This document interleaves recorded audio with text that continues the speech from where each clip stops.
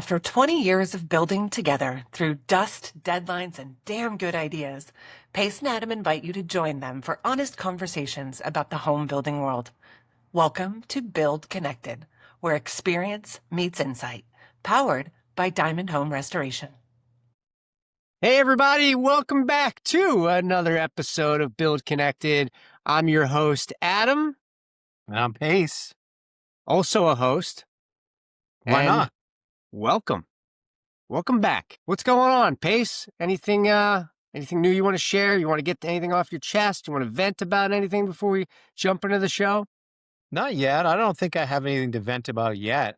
No, I don't. How about you? I got a lot I want to vent about, but it might be a whole show. It's really dealing with insurance on my house. Do you want me to get into that, or should I save that for another day? No, save that.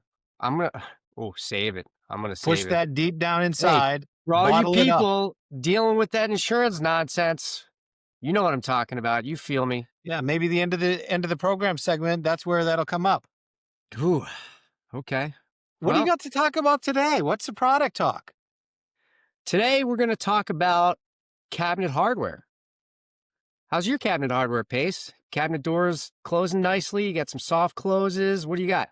I've replaced all of my hinges, all of my hardware when I moved in. So yeah, soft closes everywhere. A nice oil rub bronze hardware choice. Yeah, I like my hardware even though I hate my kitchen. Okay. Well, you got the soft close action. Things are moving smoothly in there. Your drawers are closing soft. These are big problems in the world we're solving. You know what I mean? Yes. Okay. Well, so my product that I'm going to share with you, and you know of this company, it's called Blum, B-L-U-M. Blum.com is where you can kind of see all of their good stuff that they have to offer, but they have every kind of door hardware, drawer hardware, closing mechanisms, soft close, servo closing, great stuff. I mean, something for every part of your kitchen that you need. You got those cabinet doors that kind of lift up. You can get those kind of hinges.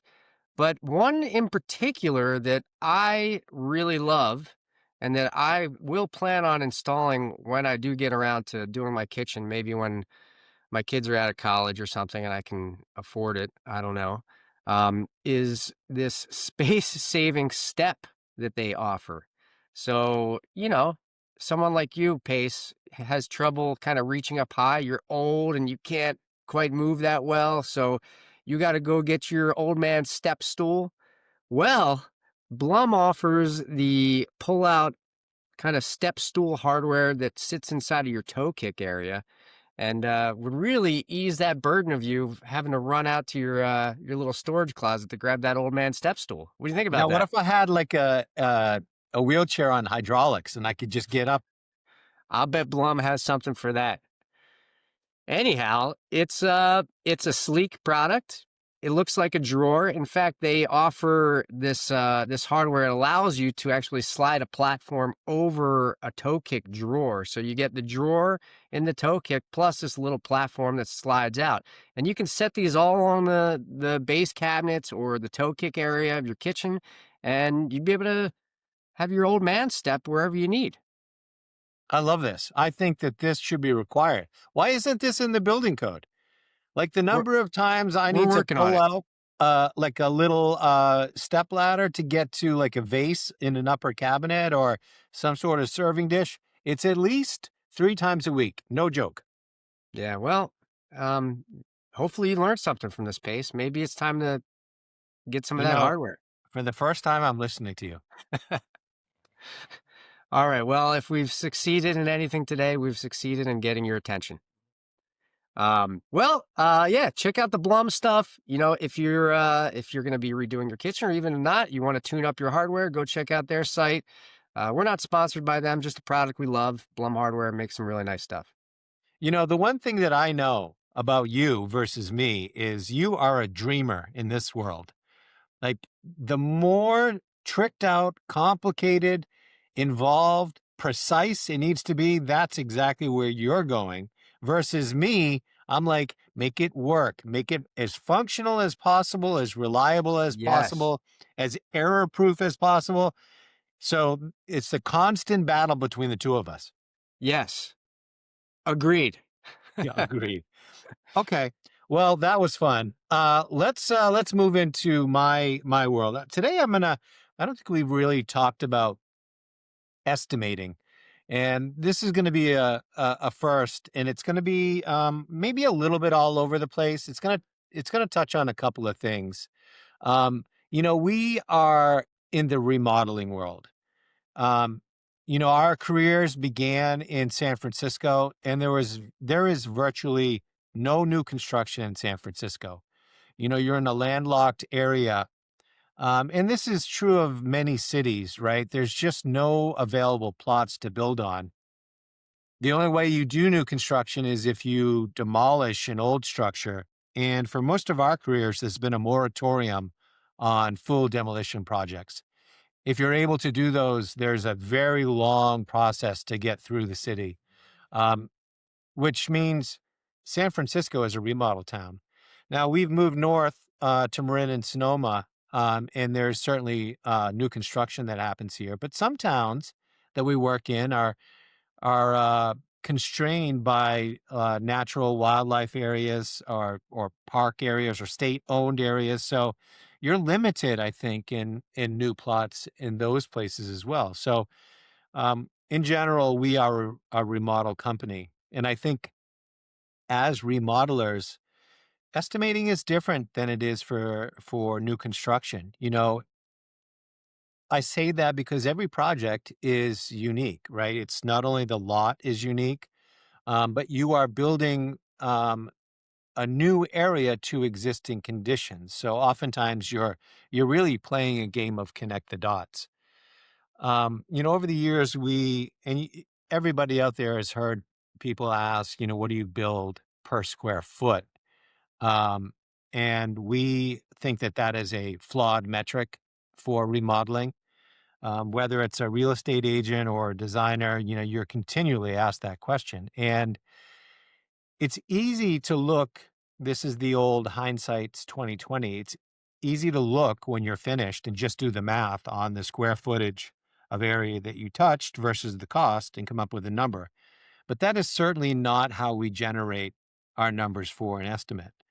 For you and I, our estimates are completely based on time, right? We have, guys that we pay a fixed fee, and our ability to accurately estimate is just based on the time required to complete a project, as well as built-in costs from all of our subcontractors. Um, so, I know there's still a lot of guys, especially when you're young, you are trained with a cost per lineal foot, a cost per square footage, and you kind of go about your business. But in the remodeling world, you can really get in trouble. And I'm gonna pick on maybe one example to kind of prove the point. Some years ago, we worked in the infamous Millennial Towers in San Francisco, that high rise that has for years was continuing to settle and lean, sort of like the Tower of Pisa. Um, that project in particular was probably 3x what our standard job would be. And that was because of the parking situation and the navigating of the hallways and the elevators of the building. At least half of our day, and every workman on the project spent half his day just moving around. There were timed periods in the elevator. Um, it was very circuitous, getting from your vehicles to the unit, and it just led to the really doubling, tripling of time on the job, and that costs money. So I think my point here is just an intro, really, into estimating, and that in the remodeling world, it's very unique to the site conditions and the existing structure that's already there. Yeah, it's, in our world, we estimate for what we believe is going to happen and what we can see, but there's always the unseen things that really can sway a project. Life is like a box of chocolate. You You never never know know. what you're gonna get. My man. Yeah. That's right. So that comes into play in some of our projects. Not all of them, but there's the occasional discovery where it really sways the cost of a project. We've talked about finding rot and how sometimes you have to chase that, and that can get expensive, and that definitely feeds into that price per foot that you talked about. But yeah, these are all good topics of discussion, and people should be aware of the differences between estimating for remodeling projects and new construction and the differences, and there's quite a few. Yeah, I mean, there's certainly the same sort of discovery like when you're building on a parcel of land, right? Um, you never know what you're gonna find when you dig into the ground, and there's always condition issues there. But the difference once you start your like foundation, you're starting with a level sort of platform. And that just doesn't exist in the Bay Area, due to earthquakes and very, very fluid conditions geologically. So, we have never had we've never had a level project. And, you can't build level and plumb when a structure is not level and plumb because it really stands out. So you're constantly sort of marrying the ideal with the existing, and it's a challenge every day. That's your connecting the dots, right? That's my connecting the dots. Yeah, Connecting the dots. Yeah. All right. Well, thanks for that, Pace. Let's get into something interesting on a project, shall we? sure. So I'd like to talk about a project that we are wrapping up. We have a final inspection that we are about to schedule, and it's been a bit of an uphill battle with our final just because of smoke detectors and carbon monoxide detectors. Um, you know, when we do a remodel project, we are required to install smoke and carbon monoxide in the new areas that we're doing work. And there are certain requirements that the city, enforces, and we had installed a smoke carbon monoxide detector, and we had the fire inspector come. And Pace, you actually met with him. I wasn't there, but I believe he had asked you, "Is this does this have a California stamp on it?" And your answer was you weren't actually sure if it did or not. You had the box out on the countertop so that he could see the box and investigate it and make sure it was the right thing. And there was definitely no stamp on it. And he replied by telling you that, look, everything checks out, but you're going to have to swap this out for a unit that is stamped. And I will go ahead and send you an email with the list of approved smoke detectors, and you can take it from there. Is that how that went? Yes. This is a great example of the California code. So California is the only state that has a special stamp on product. There is a dedicated fire marshal website that has a approved list of products, which is incredibly challenging to navigate. Um, that being said, our fire inspector, as well as our building inspector, were outstanding and eventually how this all got handled. But I think the point that you're discussing is really the confusion that's created by the regulation. There is a state regulation that is, you know, independently by each jurisdiction adopted or not, right? So some some towns enforce it, some don't. Some rely on the inspector to make a judgment call. Others just rely on what the architect has put in the plans. As the builder, there was confusion whether we needed to go beyond just the stamp. And so, in the end, where we should have started, quite frankly, is just calling both of the officials and saying, "What do you want?" But we were trying to read through the code, and there was a week, just I guess lost, for lack of a better word, on just trying to figure out what we needed to do.